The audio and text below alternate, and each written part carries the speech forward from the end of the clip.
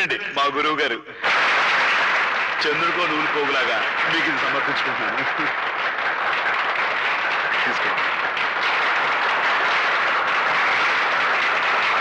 ఏమిటిది మాధవ, ఇలా స్టేజ్ మీదకి పిలవడం, ఈ పొగడతలు నాకు చాలా సిగ్గేసిపోయింది తెలుసా. అభిమానం ఎంతుందో చెప్పుకోవడంలో తప్పే ఉందండి. అభిమానం ఉంటే మనసులోనే దాచుకోవాలి గాని ఇలా 10 మందికి టమకేసి చాటుకోవాలా?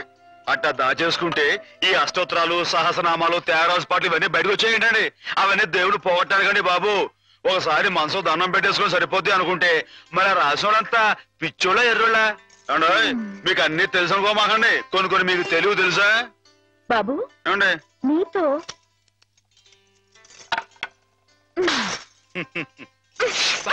శివునిలో కొట్టకూడదండి.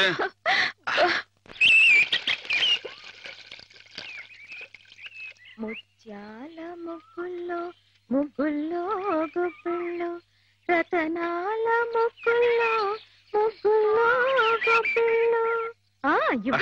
నేను వచ్చిన పని చెప్పడమే మర్చిపోయాను అమ్మాయి గారు. పొద్దునే పాలు పోయడానికి కానీ పార్థమ్మ గారి ఇంటికి వెళ్ళాను కదండి. ఆవిడేమో ముగ్గు తొక్కడం వెళ్ళావా? ఈ రోడ్డు నీ బాగుంది అనుకున్నావా? జోగులేస్తున్నావా? నీ మొహం పెరగైపోతే ఉన్నావు. మాటలు జాగ్రత్తగానే, నా మొహం పేడలా కనబడుతుందా? మళ్ళీ జోగులేస్తున్నావా? ఈసారి నిజంగానే పెరగైపోతురు. అమ్మాయి గారు ఆపారు కాబట్టి పాస్ అయిపోయావు. దమ్ములు లేవని చెప్పవా?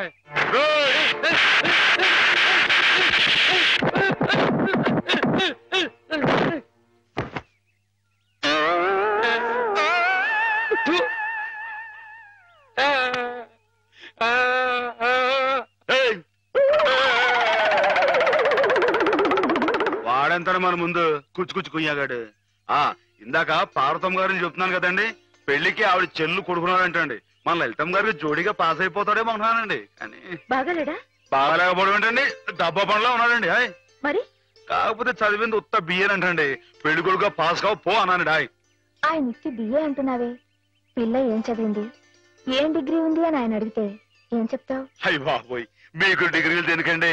ఇప్పుడు Saraswati BA, Lakshmi BSc, Parvati BCom అని దేవుళ్ళు డిగ్రీలు ఉన్నాయంటండి. మీరే విద్యుల తల్లి, మీకు డిగ్రీ లేకపోయినా పాస్ అయిపోతారండి. అక్క, ఎక్కడి నుంచి ఎక్కడికో లింకులు పెట్టేయడంలో మొనగాడు మాధవ. అతనితో మాట్లాడి నువ్వు గెలవలేవు గాని నువ్వు ఊరుకో. ఏం మాధవ, ఈ బడాయి మా పిల్లలు కూడా నేర్పుతున్నావా? ఏమయ్యా ఏంటండి, మొత్తానికి మన ముగ్గే పెద్దదిగా ఉండాలని పట్టుదలతో వేస్తున్నట్లు? ఊరికేంటండి, ఈ సంక్రాంతి పండక్కి మొత్తం మన తూగో జిల్లాలో ఎవరింటి ముందు ఇది పెద్ద ముగ్గు కనపడకూడదు అంతేనండి. ఎలా ఉందండి? బానే ఉందిలే. మీకు అంతగా పాస్ అయినట్లేదు? పాస్ అయిందిలేవయ్యా. పాస్ అయితే ముగ్గు మీద ఓ పద్యాన్ని వదులుకోండి. ముగ్గు మీద పద్యమా? ముగ్గు, నిగ్గు, ఎగ్గు, సిగ్గు ఈ మాటలు ఉపయోగించి రామాయణం మీద ఓ పద్యాన్ని పాస్ చేయించుకోండి. ఇప్పుడేమిటయ్యా? చెప్పండి నాన్న, చెప్పండి. ఏమన్నావు? ముగ్గు, నిగ్గు, ఉండండి, సిగ్గు, ఎగ్గు. ఎగ్గు సిగ్గు. ఎగ్గు సిగ్గు. కలికి సీతమ్మ కంటిలో కలల ముగ్గు, కలికి సీతమ్మ కంటిలో కలల ముగ్గు, అయ్య రామయ్య మేనిలో అలల నిగ్గు, శివధనుస్సుకు తొలి ఎగ్గు, శివజారి శిరసు వంచిరి నృపులెల్లా సిగ్గు సిగ్గు. ఏమిటి తమ రాసిన 20-25 పుస్తకాలు ఆయుతులవేనా, ఆకాశులవి? నేల మీద వాళ్ళకి ఎవరికి అర్థం కాకుండా. అయినా ప్రస్తుతం జనానికి కావాల్సింది బూతులు గాని నీతులు కాదయ్యా. అమ్మాయిని అంగాంగం వర్ణిస్తూ రాయింది ఎగబడి కొంటారు, అంతేగాని ఆమెని కోయిలని వర్ణిస్తూ రాస్తే ఎవరికి అర్థం అవుతుంది, ఎవరు కొంటారు? అదిగో కోపం వచ్చేస్తుంది. ఈ ముక్కు మీద కోపం లేనయ్యా, నువ్వు ఉన్న ఉద్యోగం పోగొట్టుకున్నావు. అదేగాని ఉంటే నెలకింత జీతం డబ్బులు వచ్చేవి, మొహం ఇలా దీనంగా పెట్టుకు తిరిగి చెప్పరు. మీరు రమ్మని కబురు పెట్టారని వచ్చానే కానీ నీతులు చెప్పించుకోవడానికి రాలేదు అంటారు. నిజమే, మీకు చెప్పేంతట వాడినా నేను. చూడండి రాజుగారు, మీ పుస్తకాలన్నీ అచ్చొత్తించడానికి అయ్యే యావత్ ఖర్చు నేను పెడతాను. దానికి ప్రతిఫలంగా వీటి మీద నాది పెద్ద కలర్ ఫోటో అచ్చు వేయించి వీటి దాకా అంకితం ఇవ్వాలి. ఆగండి మరి, అలా చేశారనుకోండి వీటిని గ్రంథాలయాలన్నీ కొనే ఏర్పాటు నేను చేస్తాను. ఏమిటి? ఆ. నా నవల విషయం చెప్పండి. దానికి వస్తున్నానుండు. ఏమీ లేదు రాజు గారు, మా వాళ్ళు భూతు భాగవతం అని ఒక నవల రాశారు. అబ్బో మహారంజుగా ఉందండి. దాంతో పాటు వీటినే జతపతి తోసేద్దాం. దాన్ని కావాలనుకునే వాళ్ళు వీటిని కూడా సచ్చినట్టు కొందిరుతారు. ఏమంటారు? ఏమనమంటారు రాయుడు గారు? బూతు కథలతో జతపరిచి అమ్మితేనే తప్ప అమ్ముడు గాని హీనదశగా నా కవిత్వం చేరుకున్నందుకు గర్వపడుతున్నాను అనమంటారా? హాపాత మధురమని మహాకవులు స్తుతించిన సాహిత్యం నానాటికి అశ్లీలమైపోతున్నందుకు ఆనందిస్తున్నాను అనమంటారా? ఏమనమంటారు? అదిగో అదిగో మళ్ళీ కోపం వస్తుంది. వస్తుంది రాయుడు గారు. తల్లిని తిడితే కొడుకు కోపం రాక మానదు. క్షమించండి, నా పుస్తకాలు మీకు అంకితం ఇవ్వలేను. అయితే ఈ జనంలో మీ పుస్తకాలు వచ్చుకావు. కాకపోయినా పర్వాలేదు రాయుడు. నా ఒంట్లో ఇంకా జీవం ఉంది, నా రక్తంలో ఇంకా బలం ఉంది. చేత్తో రాస్తాను. చచ్చిపోయేలో 10-15 ప్రతుల్ని తయారు చేయలేకపోను. వాటిని బూతు పుస్తకాల మధ్యన కాక పిల్లలు చదువుకునే ఎక్కాల పుస్తకాలతో జత చేసి పంచిపెడతాను. అక్షరమైన అక్షరం అమ్మ స్వరూపం భావించే ఉదాత్తుడికి ఉచితంగా సమర్పించుకుంటాను. ఇదే నీ అక్రమ. అదే నా తుది శ్వాస మాట కూడా. బాలరసాల సాల నవపల్లవ కోమల కావ్యకన్యకన్ కూడలకిచ్చి పడుపు కూడు భుజించుట కంటే సత్కవులు హాలికులైననేమి అని ప్రశ్నించిన పోతన మా కులం వాడయ్యా, కవి కులం వాడు. అది గుర్తుంచుకో.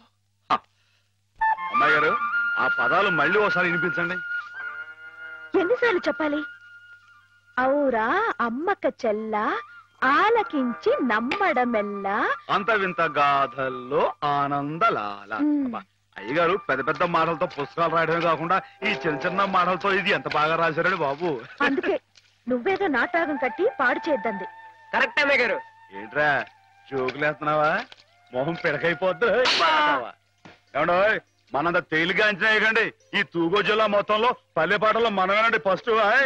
9 పాటల దగ్గర నుంచి తంపుడు పాటల దాకా, కోళ్ళమ్మ పాటల దగ్గర నుంచి కోళ్ళమ్మ పదాల దాకా. మరి అనుకోకండి.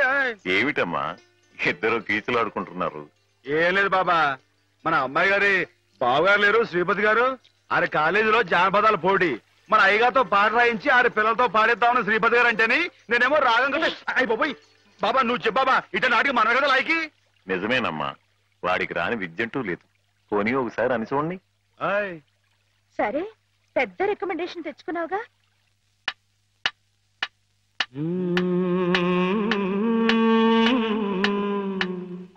ఔరా అమ్మక చెల్ల ఆలకించి నమ్మ.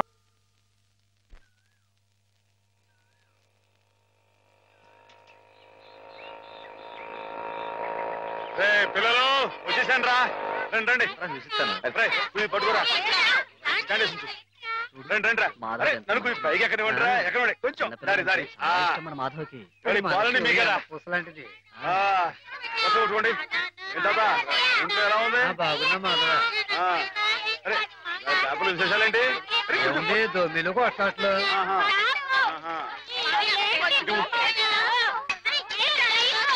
అరే ఉండండి రా, అందరికి పోస్తారు కదా. ఇది పట్టుకో, ఇటు చెప్తాను.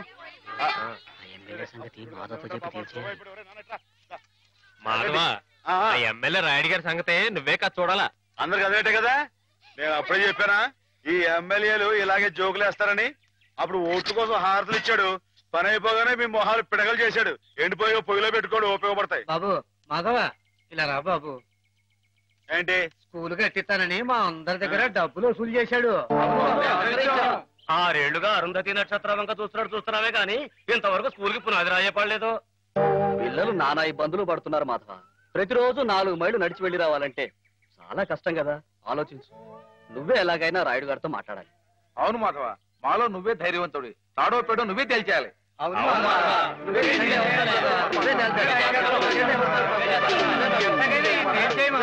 అందరూ ఆడికాళ్ళు పట్టుకుంటారేంట్రా? ఆడేదో పరమేశ్వరుడైనట్టు ఆడు పకటేసుకాడే. ఆడిదేట్లేదు, ఆడెప్పుడు మన మీద ఉండేవాడే. మందంటే నిజం చెప్పించే అమృతం ఎర్రి మానవులారా. అది సరిగాని ఒరే మాస్టర్ గారు 2వ అమ్మాయికి నీకు ఉన్న అదేంటది?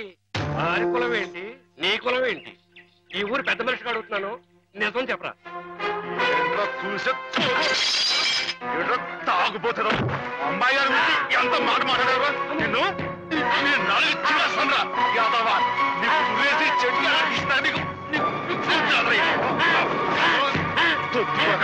ఒక్క నిమిషం. ఆ అమ్మాయి గారికి నాకు తగ్గొస్తారా యాదవ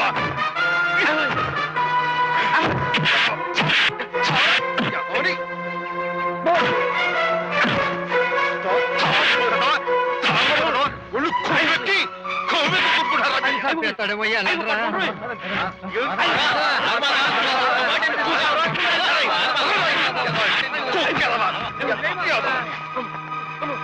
తాగుపోతే తప్పు కదరా. అమ్మాయి గారు చాలా మాట్లాడు యాదవని. మీరేంటి అడిగారు? ఎమ్మెల్యేతో మాట్లాడమనేగా, నేను చూసుకుంటారా. వెళ్ళిపోండి. వాడు మామూలు మనిషి కాదండి. పూర్వజన్మలో రావణాసురుడో కీచకుడో అయ్యుంటాడండి బాబు. ఒరేయ్, వాడు రావణాసురుడైతే నేను రాముడై వాడి మదమని చేస్తాను. వాడు కీచకుడైతే నేను భీముడై వాడి పెగులు తీసేస్తాను. నా వారు ఎంత తెలివిగా వాడిని పడగొట్టేశారో కదు పానకాలు. ఆ మాత్రం తెలివితేటం లేకపోతే నేను తలకాయలు మార్చి ఎమ్మెల్యేని ఎలా అయ్యి ఉండేవాడిని పిచ్చిబండ. మరి నువ్వు వేసుకో ఒకటే. రాముండవా రసిక రాజోత్తముండవా ఉత్తర ప్రజ్ఞల ఉత్తముండా. ఒరేయ్, నేను ఏ పాపం ఎరగట్రా బాబు, నిజంగా ఉత్తముణ్ణి. పేదలై సాదలై పేదలం వారి కష్టార్జితంబైన విత్తంబు మొత్తంబు మోసంబు నమ్మింగు నీ ఉత్తముండవా. కాదు కాదో దొంగవై నంగివై ఒట్టి మాయావివై గోముఖ వ్యాఘ్రమై తోచు ఈ నీవు చెత్తముండవే. ఓరోరి నీవు చెత్తముండవే.